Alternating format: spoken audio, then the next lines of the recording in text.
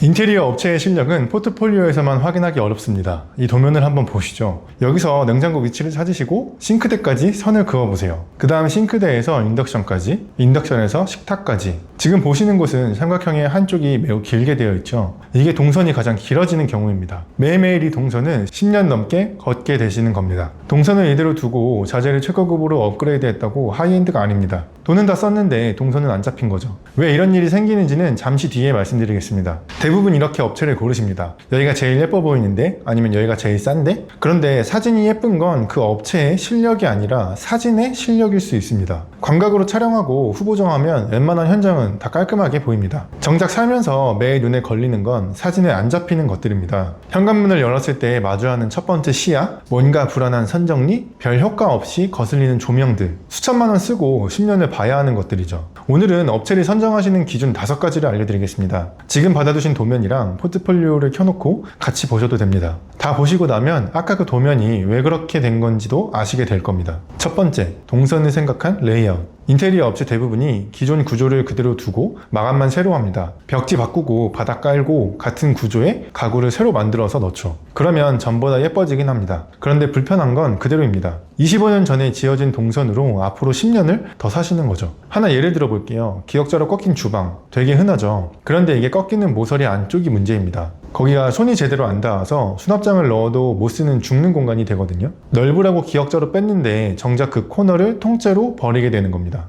이런 경우엔 꺾이는 자리에 팬트리를 하나 세웁니다. 그러면 죽었던 코너가 수납으로 살아납니다. 라인도 정리되고요. 좋은 업체는 이런 걸 도면을 통해 이 부분에 팬트리를 넣으면 수납이 굉장히 좋아지게 됩니다 라며 먼저 제안합니다. 그래서 하나 더 보셔야 합니다. 사장님 머릿속에 다 있다면 도면이나 3D 시안을 아예 안 주는 업체가 있습니다. 경력이 많으시니까 괜찮겠지 하고 넘어가시는데 머릿속은 나중에 확인할 방법이 없습니다. 도면이나 3D 시안을 주는지, 준다면 집 전체를 주는지 확인하셔야 합니다. 주방이랑 욕실만 주고 나머지는 안 주는 경우도 있습니다. 자재는 바꿀 수 있지만 동선은 못 바꿉니다. 두 번째, 같은 평수인데 더 넓어 보이는 집. 같은 평수의 포트폴리오 사진 2장을 나란히 놓아보세요. 분명 같은 32평인데 한 곳은 답답하고 한 곳은 시원합니다. 가구를 덜 넣어서가 아닙니다. 사진 각도 때문도 아니고요. 세 군데만 한번 찾아보세요. 첫 번째, 콘센트의 높이입니다. 콘센트는 보통 바닥에서 30에서 40cm 높이에 답니다. 그런데 이걸 25cm까지 낮추면 착시에 의해서 천장이 더 높아 보입니다. 벽에서 눈에 걸리는 포인트가 아래로 내려가니까 그 위로 남는 벽이 더 넓어 보이는 거죠. 이건 돈이 더 드는 것도 아니고 위치만 바꾸면 됩니다. 근데 대부분 그냥 관행대로 설치합니다. 신경 쓰는 데가 드물어요. 두 번째, 방문 위의 헤더의 여부입니다. 보통 문 위를 헤더라고 벽이 연결되는 공간이 있습니다. 헤더는 공간이 답답하고 연결성이 끊어지도록 느끼게 하죠. 그 헤더를 없애면 좋지만 내력벽은 철거가 불가합니다. 대신 벽하고 문을 같은 면으로 보이도록 정리할 수 있습니다. 문의 경계가 약해지고 벽이 하나로 쭉 이어져 보입니다. 벽이 넓게 하나로 보이면 집은 당연히 넓어 보이죠. 세 번째, 문 손잡이의 위치입니다. 손잡이도 조금 낮은 위치에 설치하고 모양도 얇은 걸 쓰면 도어가 더 크게 보입니다. 콘센트랑 같은 원리예요. 눈에 보이는 게 아래로 내려가고 얇아지니까 비율과 비례에 따라 도어가 높아 보이는 거죠. 공통점 보이시나요? 세 개 다 눈에 걸리는 선을 아래로 내리거나 없앤 겁니다. 넓어 보이는 집은 넓힌 집이 아니라 시각적으로 넓어 보이게 한 집입니다. 그리고 이 세 가지 모두 돈이 거의 안 듭니다. 위치를 바꾸고 한 겹 덜어내는 거예요. 근데 안 하는 업체가 많습니다. 왜냐하면 먼저 이걸 알아야 하고 도면에 그려 넣어야 하거든요. 모르면 그냥 관행대로 설치하던 대로 설치합니다. 사진에서 이게 보인다는 건 그 업체가 이걸 알고 있다는 뜻입니다. 공사 들어가기 전에 살펴볼 이 2가지,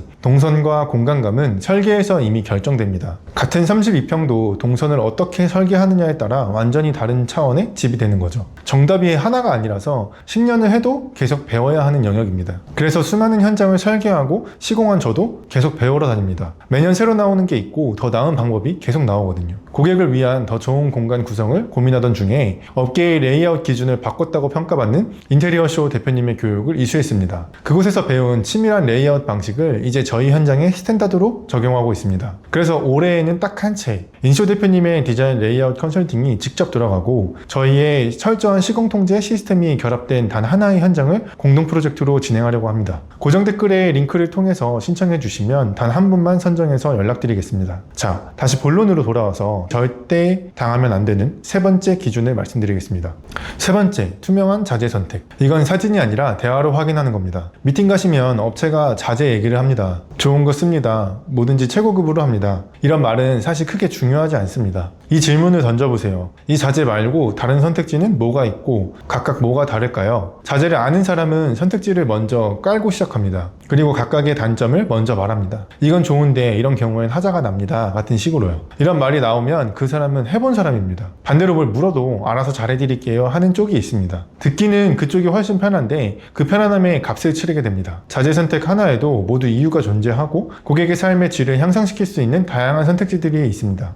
좋은 업체는 숨겨진 디테일을 찾아내고 고객의 편안한 하루를 만들어줘야 합니다. 그리고 자재는 이름 하나 바뀌면 금액이 크게 움직입니다. 바닥재만 해도 평당 3만원짜리부터 30만원짜리까지 있습니다. 거의 10배에 가깝습니다. 좋은 거 쓴다는 이 안에서 아무데나 가리킬 수 있는 말입니다. 좋은 거 쓴다는 자재를 모른다는 뜻일 수도 있습니다. 아는 사람은 이름을 댑니다. 네 번째, 인테리어 미팅에서 가장 중요한 것. 지난 미팅을 한번 떠올려 보세요. 업체가 우리한테 질문한 게 몇 개나 있었나요? 질문 개수를 한번 세어보세요. 대부분은 이렇게 흘러갑니다. 업체가 자기 포트폴리오 보여주고 자재 설명하고 견적 뽑아주고 1시간 내내 업체 측이 말하고 우리는 듣습니다. 그리고 나올 때쯤 이 질문을 하나 받습니다. 어떤 스타일 좋아하세요? 그런데 첫 번째로 말씀드린 동선은 그 집에 사는 사람한테서 나옵니다. 몇 분이 사시는지, 아침에 누가 먼저 나가는지, 요리를 자주 하는지, 집에서 일하시는 분이 있는지, 빨래를 언제 돌리는지, 손님이 자주 오는지 이런 것도 안 물어보고 그린 도면은 그냥 예쁜 도면입니다. 누구 집이어도 상관없는 도면인 거죠. 잘하는 업체는 미팅에서 고객의 이야기를 더 많이 듣습니다. 그리고 이상한 걸 묻습니다. 평소에 몇 시쯤 주무세요? 밥은 주로 어디서 드시나요? 청소는 주로 누가 하세요? 처음엔 좀 사적인 질문이 아닌가 싶은 생각이 듭니다. 그런데 그런 질문들은 다 동선이 결정되는 정보입니다. 1시간 미팅 안에 업체에서 우리한테 한 질문이 5개가 안 되면 그 도면은 우리 집 도면이 아닙니다. 다섯 번째, 서비스로 해드릴게요. 지금까지 4가지 말씀드렸는데 그거 다 통과한 업체를 만났다고 칩시다. 동선도 다시 짚어주고 자재 설명도 잘해주고 우리 얘기도 많이 묻고 미팅 끝나고 나오시면서 기분 좋으셨을 겁니다. 여기 괜찮은데? 하고요. 그런데 하나만 여쭤볼게요. 그 좋았던 말들 지금 어디에 있을까요? 모두 머릿속에 존재합니다. 인테리어 분쟁이 왜 생길까요? 했다랑 안 했다가 부딪혀서 생깁니다. 둘 다 거짓말 안 했는데도 그렇게 됩니다. 석 달 전에 서서 5분 얘기한 걸 두 사람이 똑같이 기억할 리가 없거든요.